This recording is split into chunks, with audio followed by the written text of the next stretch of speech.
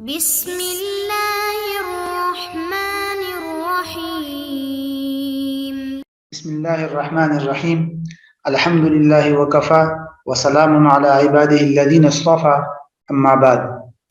محترم ناظرین، آج فقہ المعاملات المالیہ کے دروس کی ہماری چھٹی نشست ہے، اور آج سے ہم باقاعدہ فقہ المعاملات المالیہ کے اہم ابواب کے اصول اور احکامات کی تفصیل شروع کرنے جا رہے ہیں۔ ہمارے اس دروس کے تمام مباحث کا خاکہ سب سے پہلے آپ کے سامنے پیش کیا جائے گا، اور اس کے بعد اسی ترتیب سے دیگر تفصیلات کو پڑھایا جائے گا۔ ہمارے اس کلاس یا ہمارے ان دروس میں سب سے پہلے بیوع اور خرید و فروخت کے اصول اور احکام کو بیان کیا جائے گا، اس کے بعد ربا کے مباحث کو، پھر اس کے بعد تیسرے نمبر پہ شرکت اور مضاربت کے اصول اور احکام، چوتھے نمبر پہ مزارعت کے اصول اور احکام، پھر پانچویں بحث ہماری ہوگی اجارہ یعنی کرایہ داری کے اصول اور احکام، اور اسی طرح پھر چھٹی بحث ہماری ہوگی عقود تبرع کا تعارف کہ تبرعات کیا ہیں، اور پھر تین اہم عقود تبرع کے اصول اور احکام پڑھیں گے، یعنی ہبہ گفٹ کے اصول اور احکام، عاریت کے اصول اور احکام، قرض کے اصول اور احکام، اور ان سب میں ہم کوشش کریں گے کہ اس فقہی اصولوں اور ضوابط کے ساتھ ساتھ جدید اور معاصر صورتوں کو بھی بیان کیا جائے، اور آخر میں ہم پھر کچھ جدید اور معاصر تحقیقات کو آپ کے سامنے خلاصے کی شکل میں پیش کریں گے۔ تو یہ ہمارا یہ جو مکمل 10 نکاتی خلاصہ ہے، یہ ہمارے دروس فقہ المعاملات المالیہ کے تمام مباحث کا ایک خاکہ ہے۔ اسی ترتیب سے ہم سب سے پہلے بیوع سے شروع کریں گے، اور بیوع کے اندر جتنی بھی تفصیلات ہے وہ جب مکمل ہوگی تو ان تمام نشستوں کے بعد پھر ہم دوسرے، تیسرے اور چوتھے نقطے کی طرف اس طرح ترتیب وار جائیں گے۔ آج اس مجموعی دروس کی نشست ہماری ہے چھٹی نشست، اور آج کی نشست میں چونکہ ہم نے بیوع کے اصول اور احکام کو شروع کرنا ہے، تو بیوع کے اصول اور احکام کے سلسلے میں سب سے پہلا پوائنٹ جو آتا ہے وہ ہے بیوع کا تعارف، یعنی خرید و فروخت کا تعارف۔ اس بحث کو سمجھنے کے لیے بنیادی طور پر آپ نے 4 نکات اور 4 باتیں ذہن میں رکھنی ہیں: بے کی تعریف، چند اہم اصطلاحات، نمبر 3 پہ مال کیا ہے، اور نمبر 4 پہ متقوم کسے کہتے ہیں۔ یہ 4 باتیں ایسی ہیں جو بیوع اور خرید و فروخت کے تعارف کے سلسلے میں ابتدائی طور پر، بنیادی طور پر ذہن میں رکھنا بہت ضروری ہے۔ اسی کو انشاءاللہ چاروں پوائنٹ کو ہم پڑھتے ہیں تو ہمارا یہ بیوع کا تعارف والا نقطہ مکمل ہو جائے گا۔ سب سے پہلے ہم دیکھتے ہیں بے کی تعریف۔ بیع یہ عربی زبان کا لفظ ہے، انگریزی میں اس کو سیل کہہ سکتے ہیں۔ لغوی طور پر تو بے و شراء جو ہے ہر قسم کے تبادلہ اور ایکسچینج کو کہتے ہیں، یعنی آپ کہہ سکتے ہیں مبادلۃ شیء بشیء، لیکن شریعت کی جب بات آتی ہے تو شریعت نے ہر قسم کے تبادلے کو بے نہیں قرار دیا، بلکہ شریعت نے باہمی رضامندی کو بھی شرط لگا دیا، اور ساتھ ساتھ میں یہ بھی شرط لگا دی کہ مال کا تبادلہ ہونا چاہیے، ایسی چیز کا تبادلہ ہونا چاہیے جو شریعت کی نظر میں مال ہو۔ اسی وجہ سے فقہا جب بے کی تعریف کرتے ہیں تو یوں کرتے ہیں کہ مبادلۃ المال بالمال بالتراضی، یعنی کسی مالیت والی چیز کا کسی دوسری مالیت والی چیز سے باہمی رضامندی سے تبادلہ کرنا، یہ بے ہے۔ بے کا لفظ اصلاً تو بیچنے کے لیے استعمال ہوتا ہے، لیکن جب اس کو مطلق بولا، اور شراء کا جو لفظ ہے وہ خریداری کے لیے، لیکن جب بیع کا لفظ مطلقاً بولا جاتا ہے جس کی جمع بیوع آتی ہے تو اس میں خرید و فروخت دونوں شامل ہو جاتے ہیں، اور دونوں اس کے ترجمے میں یہ دونوں چیزیں آ جاتی ہیں۔ دوسرے پوائنٹ کی طرف آتے ہیں، اہم اصطلاحات۔ یہ چند اصطلاحات ہے جو آپ نے ذہن میں رکھنی ہے۔ سب سے پہلی اصطلاح ہے عقد، کانٹریکٹ جس کو کہتے ہیں، یعنی کوئی بھی آپس میں لین دین، مالی معاملہ کرنا، لین دین کا کوئی بھی معاملہ کرنا، اس کو کہتے ہیں کانٹریکٹ۔ دوسری چیز ہے مجلس عقد، the place of contract، یعنی وہ مقام، وہ جگہ جہاں فریقین ایک دوسرے کے ساتھ خرید و فروخت کا معاملہ کرتے ہیں۔ فقہی نقطہ نظر سے مجلس عقد کا مطلب ہوتا ہے کہ جب تک فریقین کے درمیان میں خرید و فروخت کی گفتگو ہو رہی ہے تو وہ مجلس برقرار ہے، اور جب وہ گفتگو چینج ہو جائے اور خرید و فروخت کے معاملے سے اعراض کر کے کوئی ایک فریق یا دونوں کسی اور کام میں لگ جائے تو اب کہا جاتا ہے کہ اب the place of contract یا مجلس عقد تبدیل ہو گئی۔ یہ نقطہ بھی ذہن میں رکھنا ضروری ہے۔ تیسری اصطلاح ہے بائع اور مشتری۔ بائع جو ہے جس کو فروخت کنندہ اور انگلش میں سیلر کہہ سکتے ہیں، اور مشتری خریدار کو کہتے ہیں جس کو بائر کہتے ہیں انگلش میں۔ نمبر 4 پہ ہے مبیع، یعنی جو چیز بیچی جا رہی ہے یا خریدی جا رہی ہے اس کو کہتے ہیں مبیع۔ نمبر 5 پہ ثمن ہے، قیمت کو کہتے ہیں کہ خریدار اور فروخت کنندہ آپس میں جو قیمت طے کرتے ہیں اس کو کہتے ہیں ثمن، ورنہ لفظ قیمت عربی میں مارکیٹ ویلیو کو کہتے ہیں، لیکن ثمن جو ہے اس کو کہتے ہیں عربی میں جو خریدار اور فروخت کنندہ آپس میں طے کرتے۔ نمبر 6 پہ ہے مثلی اشیاء۔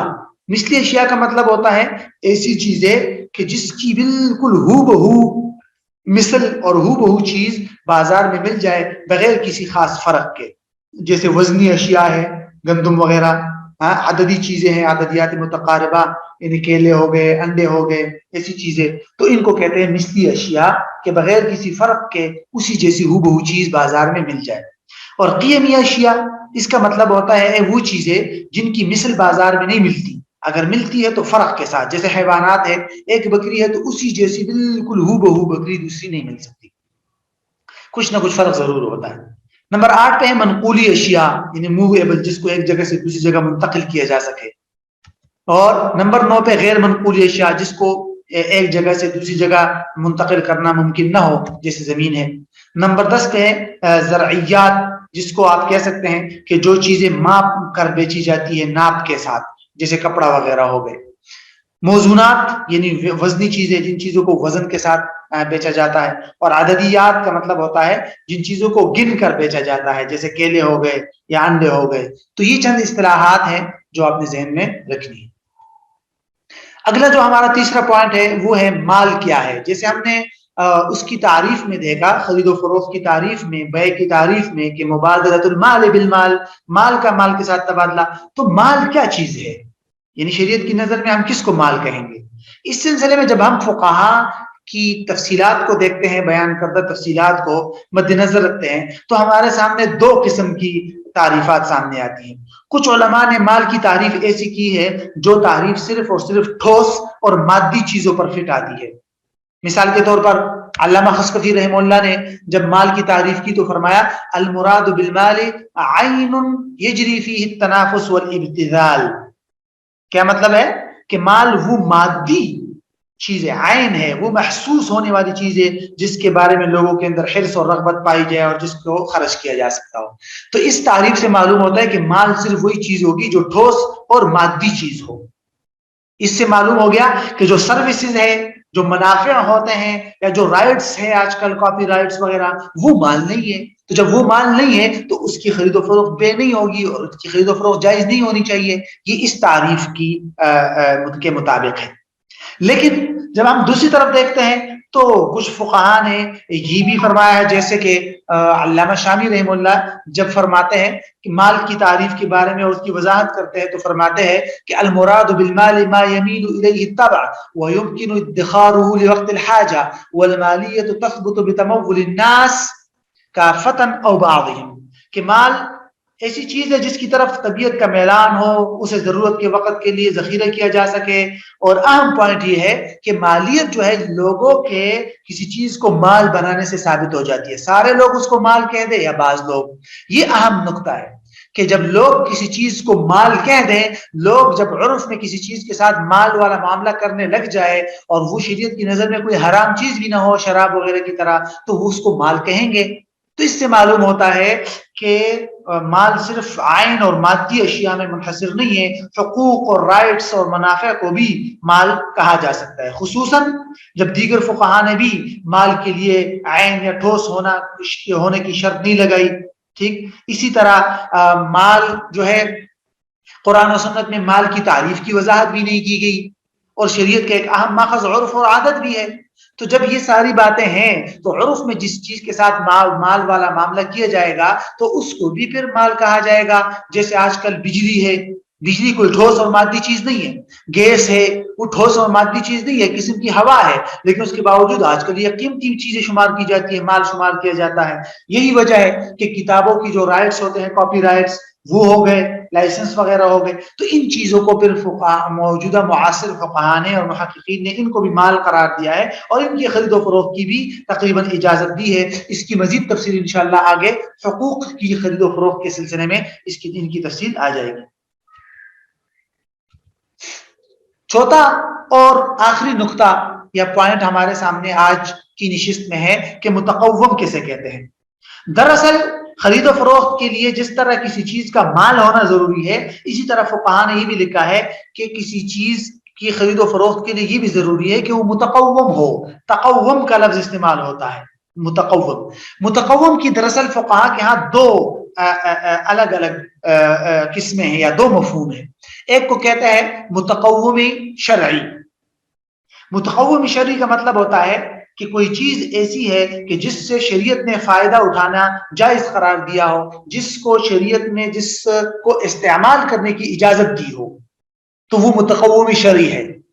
जैसे गंदम, चावल वगैरह सारे मुतक़व्वुम शरई है, लेकिन शराब मुतक़व्वुम शरई नहीं है, खिंजीर मुतक़व्वुम शरई नहीं है। ये है मुतक़व्वुम का पहला मफहूम। मुतक़व्वुम का दूसरा मफहूम ये फुक़हा के यहाँ कहलाता है मुतक़व्वुम उर्फी। मुतक़व्वुम उर्फी के बारे में फुक़हा यूं अल्फाज इस्तेमाल करते हैं, अलमाल अलमुहरज, यानी वो माल जो महफूज हो और जिस तक रसाई आसान हो, मुमकिन हो। जिस चीज तक रसाई मुमकिन ही नहीं है उसको अगर आप बेचेंगे तो ये दुरुस्त नहीं होगा, और ये क्योंकि ये मुतक़व्वुम उर्फी नहीं है, तो जिस चीज को बेचा जा रहा है वो मुतक़व्वुम शरई होना भी जरूरी है और मुतक़व्वुम उर्फी होना भी जरूरी है। यही वजह है कि समंदर में अगर मछलियां तैर रही हैं और उनको पकड़ना आसानी से मुमकिन ना हो तो पकड़ने से पहले उसको बेचना दुरुस्त नहीं है फुक़हा के यहाँ। क्यों? क्योंकि मुतक़व्वुम उर्फी नहीं है, महफूज और रसाई आसान नहीं है इस तक। इसी तरह हवा में उड़ने वाला परिंदा, इसकी फुक़हा इजाजत नहीं देते पकड़ने से पहले पहले इसकी फरोख्त करने की। क्यों? क्योंकि माल मुहर्रज नहीं है, मुतक़व्वुम उर्फी नहीं है। तो ये बुयू के तारुफ के सिलसिले में ये चार आज की अहम पॉइंट्स थे जो आपके सामने आ गए। तो इसके बाद इंशाअल्लाह बुयू की मजीद इंशाअल्लाह अगला नुक्ता और खरीदो फरोख्त से मुताल्लिक अगली तफसीलात अगली नशिस्तों में आहिस्ता आहिस्ता आपके सामने बयान कर दे जाएंगे इंशाअल्लाह। अस्सलामु अलैकुम व रहमतुल्लाहि व बरकातुहू।